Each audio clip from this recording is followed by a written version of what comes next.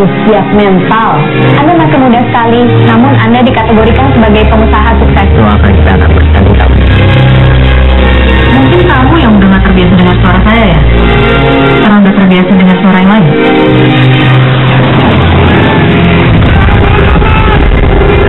Suara teriakan perempuan.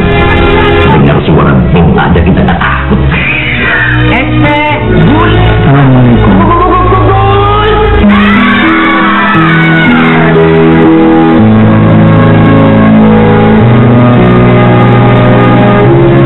Prajurit tidak akan menangis karena kematian. Dia cuma menderita karena pengkhianatan dan ketidaksetiaan. Dan ini juga bukan kegagalanmu ataupun kekalahanmu. Ini justru kemenangan terbesarmu. Bagi prajurit, pertempuran tidak akan pernah selesai. Dan kita sudah bersama dengan para aktrisnya. Selamat pagi. Selamat pagi. Di sebelah kiri aku juga udah ada yang ganteng-ganteng dan yang tegap-tegap ini dari pasukan perdamaian yang ada di PBB. Oke. Dari TNI. Jadi sebelah kanan yang cantik-cantik, yang sebelah kiri yang ganteng-ganteng, yang tegap-tegap. Selamat pagi, Pak. Selamat pagi. Sudah datang, hadir. Terima kasih juga atas pengabdiannya terhadap Indonesia dan juga dunia ya untuk menjaga perdamaian kemarin di Lebanon. Nah, tapi kita berbicara dulu nih. Kalau sebelah kanan saya udah pada tahu pasti. Siapa yang nggak kenal sama Mbak Revalina S. Temat? Aduh, gimana main film ini rasanya? Wah, seru banget ya. Apalagi ini film pertamaku setelah ngelahirin. Jadi setelah cuti panjang ya? Setelah cuti lumayan panjang. Dan main di film bersama tentara-tentara luar biasa sih. Maksudnya mereka juga dedikasinya untuk negara itu sangat tinggi. Terus juga di Lebanon mereka juga harus mengorbankan keluarga ya kan, dan juga semuanya yang di tanah air untuk pergi ke Lebanon gitu. Jadi menurutku sih film ini wajib banget ditonton ya. Berat nggak sih? Apanya? Waktu syutingnya karena biasanya kalau main sama TNI biasanya berat ya, harus ada dikstar dulu. Nah, tapi kan kalau aku nggak terlalu ya. Cowok-cowoknya kalau yang cowok-cowoknya ya. Ya kalau cowok-cowok mungkin ya, tapi kan aku enggak. Aku juga nggak ikut ke Lebanon soalnya. Cowok-cowok diapain pas nih? Jadi yang cowok-cowok Rio, kemudian Yama, kemudian Boris itu kita laksanakan military bootcamp selama beberapa hari. Yang melatihnya itu Mayor Kunto nih. Oh, ini dia yang melatihnya Pak Mayor Kunto, Infanteri Kunto Adi. Ada kesulitan apa sih untuk melatih para aktor-aktor ini sehingga dapat menjadi pasukan perdamaian yang tentu saja tegap-tegap gitu dan gagah-gagah? Kalau yang kami alami selama ini kesulitan sebenarnya tidak ada, Mbak. Mereka memang awalnya mereka ada sedikit kaget karena kita coba ubah karakternya dari yang mungkin sipil menjadi militer. Kita bentuk karakternya, kemudian ya sampai dengan dari awal militer bootcamp dibuka sampai dengan selesai mereka bisa menyelesaikan, dan hasilnya yang kita lihat mereka bisa mendapatkan feel atau karakter seorang militer. Paling susah ngelatih siapa di antara tiga itu? Yang paling susah kayak ngelatih ini Boris. Masih bisa lucu dia. Kalau Mayor Kunto Adi kan tadi sudah melatih. Kalau ini nih yang pemerannya juga ikut memerankan. Sekaligus juga Bapak kan pemimpin prajurit perdamaian Garuda U23 ya di tahun 2014. Bagaimana Pak? Jadi memang TNI mengirimkan personil penjaga perdamaian, peacekeeper ke berbagai belahan dunia. Kemudian di sana kita melaksanakan beberapa tugas sesuai dengan resolusi yang dikenakan kepada para peacekeeper. Nah, di sana kita melaksanakan civic mission, kemudian menjaga jangan sampai terjadi konflik kembali terulang, kemudian beberapa kegiatan sosial tentunya berhubungan dengan masyarakat, kemudian pengobatan massal dan sebagainya. Kalau tadi kan melatih aktor-aktornya agak sedikit sulit. Nah, kalau Bapak Mayornya sendiri berakting gimana nih? Pengalaman pertama kan pastinya. Lebih berat acting atau perang, Pak? Saya kalau disuruh milih lebih baik milih berangkat tugas daripada acting. Ya, jiwanya di situ sih ya. Iya, tentunya ini pengalaman pertama bagi saya. acting sebagai komandan Satgas, walaupun saya mengalami sebagai komandannya real pada waktu tahun 2014. Saya boleh tes nggak Pak? Satu line yang Bapak masih ingat di sana apa? Kalimatnya? Kalimat film. Kalimat film. Sangat saya ingat itu adalah Kapten Satria. Saya lihat akhir-akhirnya ini kamu tidak fokus melaksanakan tugas. Ya Pak, karena saya harus meninggalkan istri saya Pak. Istrinya ada 3. Nah, tapi tidak hanya para prajurit ya, keterlibatan film ini juga ada impor. Nah, aktris-aktris dari Lebanon ada Joey, Maureen Joey, dan juga Amal. Amal sebenarnya bukan orang asing di TNI dan di Indonesia, Amal. Saya sebenarnya orang Lebanon, tapi saya sudah bekerja sama pasukan 10 tahun, makanya saya bisa bahasa Indonesia. Apa bentuk kerjasamanya dengan TNI sebetulnya? Saya interpreter mereka. Awalnya saya nggak bisa bahasa Indonesia, nggak bisa sama sekali. Saya pakai bahasa tubuh sama mereka, karena ada yang nggak bisa bahasa Inggris juga. Ya. Kan saya maksa diri juga untuk belajar bahasa. Jadi sampai dengan 10 tahun, sampai dengan hari ini Amal juga masih mengabdi untuk interpreter Sekarang TNI. saya tidak ada lagi di batalion, tapi saya masih dukung dan support mereka kalau perlu. Karena saya masih di markas besar UNIFIL di sana. But for you, Joey, this is your first time to cooperate with Indonesian actress and director. So, how's your experience? It was challenging at the beginning because I don't speak the language and I had to speak in the movie in Indonesian. So it was challenging to learn the script and to feel it in Indonesian. But then after all, dealing with the actors was really fun and nice because they're really nice and they helped me a lot during the acting test and with the acting coach and everyone else. They were really helpful, my colleagues. Like, what is your role in this movie? I am Rania Mahmoud, and my name is Rania Mahmoud, and in the movie I live in the south of Lebanon, and I am a translator. I speak Indonesian and I help the traumatized kids because of war. I'm a teacher, and this is how I meet Captain Satria when he comes to his duty in Lebanon. Do you know Cinta? Cinta Lokasi? Yeah, love location jadinya. Jadi ceritanya Joey ini berperan sebagai Rania ya. Rania Estemat. Bukan.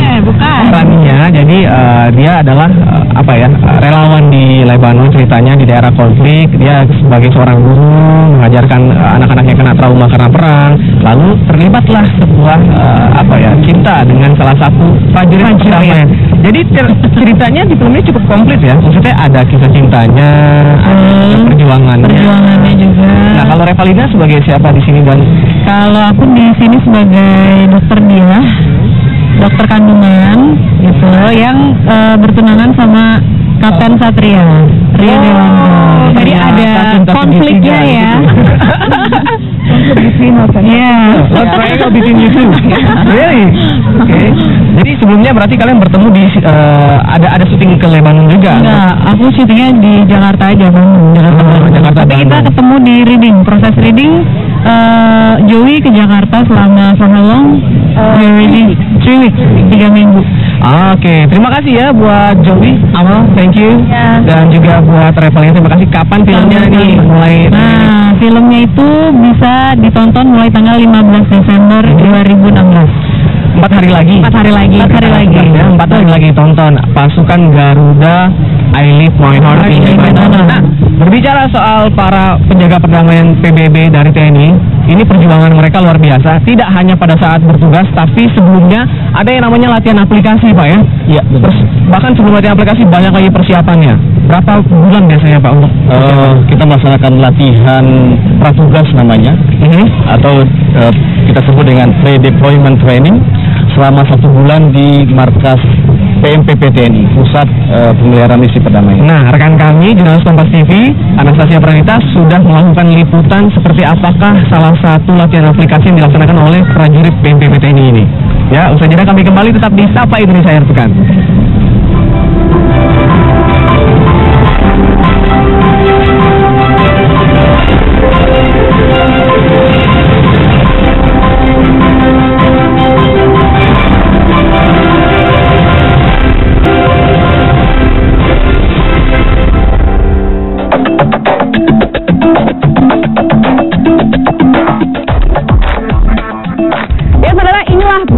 merah putih, dan ini merupakan markas dari Pusat Misi Pemeliharaan Perdamaian atau PMPP TNI.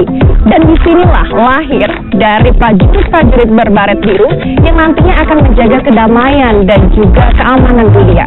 Dan hari ini saya Anastasia Pranita akan mengajak Anda untuk melihat seperti pelatihan dan juga persiapan dari para prajurit yang nantinya akan berada di medan yang berkonflik ini dan tersebar di seluruh dunia. Yuk, ikuti saya.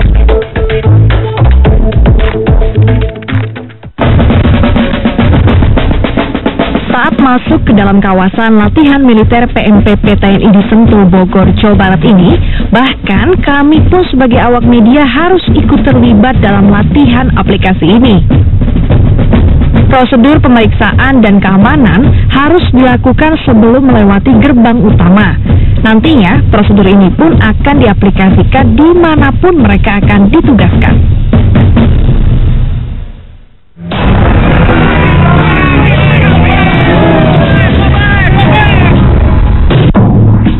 Tidak lama setelah masuk gerbang utama, sebuah kericuhan terjadi di depan gerbang. Tampak puluhan masyarakat berdemo menuntut sesuatu kepada para prajurit penjaga kedamaian PBB.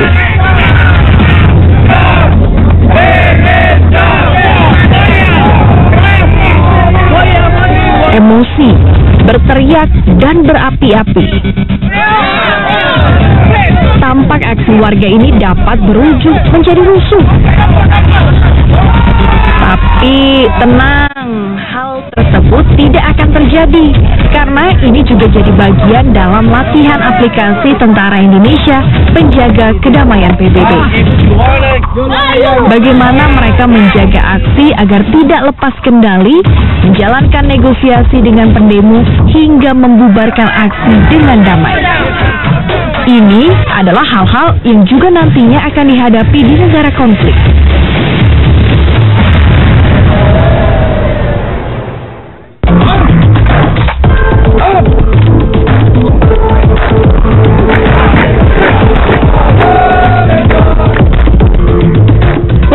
Sudah berada di Super Camp. Ini merupakan salah satu lokasi yang digunakan untuk berlatih dan juga untuk bersimulasi untuk nantinya para kontingen Indonesia yang jumlahnya sampai 800 orang ini akan dikirimkan ke Sudan untuk misi perdamaian.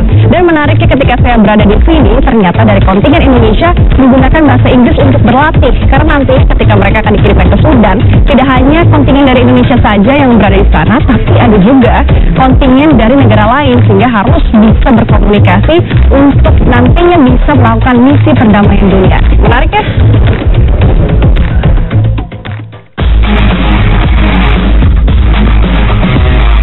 Super Camp adalah kompleks bangunan milik PBB di daerah konflik. Di dalam Super Camp terdapat perkantoran PBB, markas pasukan perdamaian dari berbagai negara termasuk Indonesia. Lalu ada pula barak atau mes tempat tinggal prajurit hingga gedung olahraga. Tentunya di lokasi sebenarnya Super Camp akan jauh lebih luas dibandingkan dengan Super Camp di kawasan latihan PMPP TNI ini.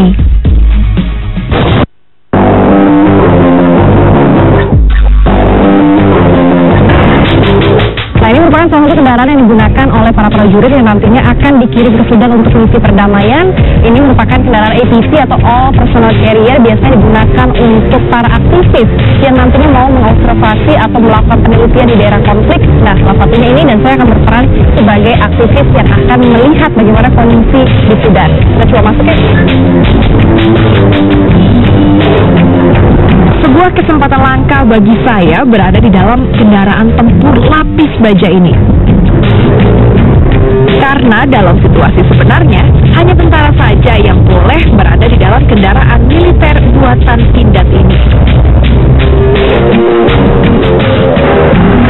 Kendaraan taktis anti peluru ANOA merupakan tipe APC atau Armor Personal Carrier yang berfungsi mengangkut personil atau prajurit di medan konflik.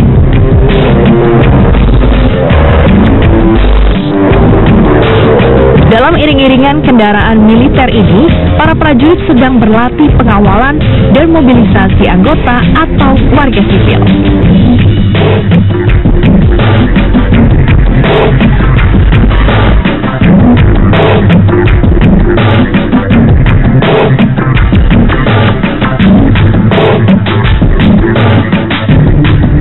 Tadi latihan aplikasi yang dilakukan oleh prajurit TNI penjaga perdamaian dunia. Mereka melakukan banyak hal, mulai dari memecahkan masalah, kemudian mereka mempelajari perbedaan bahasa, bahkan menguasai medan yang dibuat persis mungkin dengan lokasi mereka akan bertugas, yaitu di Darfur, Sudan. Dan hal ini semata-mata dilakukan untuk menjaga perdamaian dunia mewakili negara Republik Indonesia.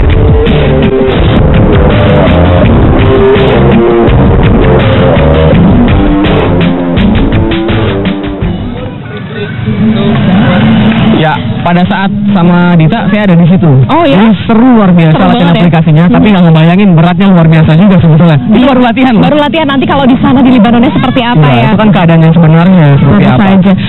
Kalau proses syutingnya sendiri di sana selama berapa lama sih, Pak? Kita melaksanakan syuting di Lebanon selama 24 hari. Kita berangkat dari sini bersama-sama dengan aktor, kru ke Beirut, kemudian kita syuting beberapa tempat di Lebanon sendiri, di Lebanon Utara, di Besare, kemudian di Beirut, kota Beirut sendiri, dan terakhir kita melaksanakan syuting di Lebanon Selatan. Kalau kita kan tentu saja punya kebudayaan yang berbeda, kesulitannya apalagi sih suka dukanya menjadi pasukan perdamaian di Lebanon seperti apa? Mbak, kalau yang paling ngangenin itu sebetulnya makanan pasti, karena kita lebih asam kalau ya di Lebanon lebih asam. Suka yang pedas. Sementara kita sukanya pedas, jadi itu persoalan tersendiri. Kemudian pada saat Lebaran kali ya, di Lebaran kita ingat keluarga di tanah air. Kemudian, tapi sekarang sarana dan prasarana sudah sangat baik sekali. Kita bisa line ataupun Skype dari sana. Dibantu dengan teknologi juga. Tentu saja berkomunikasi bersama keluarga. Nah, tapi Amal sebagai warga asli Lebanon, ada nggak sih warga-warga lain yang bercerita tentang seperti apa sih sebenarnya tugas TNI dan seperti apa mereka menilai TNI yang bertugas di Lebanon sana? Mereka senang banget kalau ada orang Indonesia yang lewat di desa-desa di daerah operasi. Masa tidak merasa terganggu? Nggak terganggu, karena orang Indonesia prajurit di sana orang rendah hati, ramah, ya makanya mereka suka sama orang Indonesia. Mereka senang bisa akrab, dan sebenarnya itu kunci keberhasilan prajurit di sana. Oh, betul itu pasti. Bapak dan prajurit merasakan langsung bagaimana antusiasme warga sendiri di sana. Betul Mas, jadi kita lebih banyak diterima oleh lokal karena itu tadi Mas, prajurit kan dengan gayanya khas Indonesia banget begitu. Yang paling penting itu senyum adalah senyum mereka. Budaya kita adalah budaya yang ramah ya, tentu saja. Ada latihan senyum nggak waktu sampai banyak kepincut gitu? Bisa aja. Ya, lah kita latihan menyiapkan pasukan agar dia bisa berkarakter sebagai penjaga perdamaian. Itu yang paling penting. Tidak hanya sebagai fighter ya, tapi juga peacekeeper. Kalau prajuritnya sudah senyum terus, ramah, tentu saja apa kemudian yang menjadi kegiatan-kegiatan yang menambah persatuan di antara pasukan dengan juga masyarakat lokal di sana? Pasukan melaksanakan kegiatan sosial seperti contohnya medical camp, kegiatan di sekolah, itu untuk mendekati masyarakat lokal. Terus ada liaison dengan tokoh masyarakat, kepala-kepala desa untuk mungkin diskusi tentang gimana bisa improve. Jadi banyak kesan yang ditinggalkan oleh prajurit perdamaian ya di daerah konflik. Tapi bagi Mas Asmi dan teman-teman sendiri, apa nih yang pengalaman berharga selama bertugas di sana tidak dilupakan? Pengalaman yang berharga karena yang jelas menjadi prajurit itu suatu kebanggaan dan kehormatan. Tapi diberikan kesempatan untuk melaksanakan tugas di sana itu ada rasa tersendiri karena kita sebagai duta bangsa membawa nama baik, bendera merah putih agar kita bisa bersama-sama dengan 39 negara lainnya yang melaksanakan tugas di sana.